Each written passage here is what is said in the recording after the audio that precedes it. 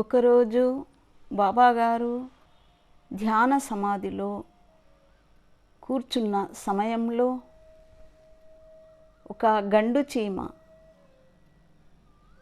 బాబాగారి శరీరంపైకి ఎక్కుతూ నాభి వద్ద నుండి ఛాతీ దగ్గరికి వచ్చింది. బాబాగారు ఆ చీమను ప్రక్కకు జరపకుండానే తన ధ్యానయోగం యొక్క యోగ్యత ఎంతవరకు పరిపూర్ణమైనదో స్వయంగా పరీక్షించాలనే ఉద్దేశంతో బాబాగారు ఆ చీమకు ఆదేశించారు. నీవు నా శరీరంపై ఎందుకు సంచరిస్తున్నావు?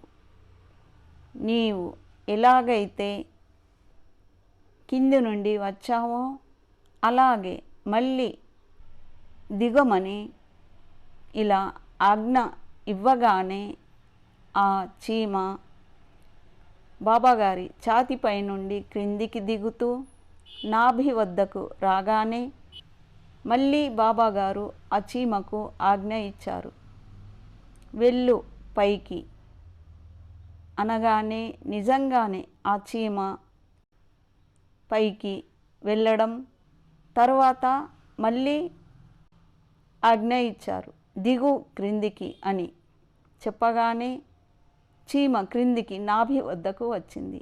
ఈ విధంగా బాబాగారు చీమను 3-4 సార్లుగా పైకి వెళ్ళమనడం, క్రిందికి దిగమనడం ధ్యానయోగంలో చేశారు. ఇది సిద్ధయోగుల సిద్ధమైన దాని సంపూర్ణ క్రియ చూసి పరమ శక్తివంతుడైన ఆ పరమేశ్వరుడికి అనేక కృతజ్ఞతలు తెలియజేస్తూ నిజంగానే ఆ ఈశ్వరుని మహిమ ఏమీ తెలిసిరాదు అంటూ బాబాగారు బోధిస్తారు. देवासाठी धर्मासाठी झगडे करणं हे निव्वळ खोट आहे. देव असा नाही, सबका मालिक एक है, कोण आहे याला ओळखा. एक शब्द साईबाबाला मानायले तुम्ही, सबका मालिक कोण आहे म्हणजे आत्मा. हिंदूंना, मुसलमान, ख्रिस्तांना, पारसी सबका मालिक म्हणजे आत्मा. आता त्याला काही नावं दिले, अनेक नावं दिले, पण हा जो आहे हा ईश्वरानं ईश्वराचा पत्ता माणसानं लावला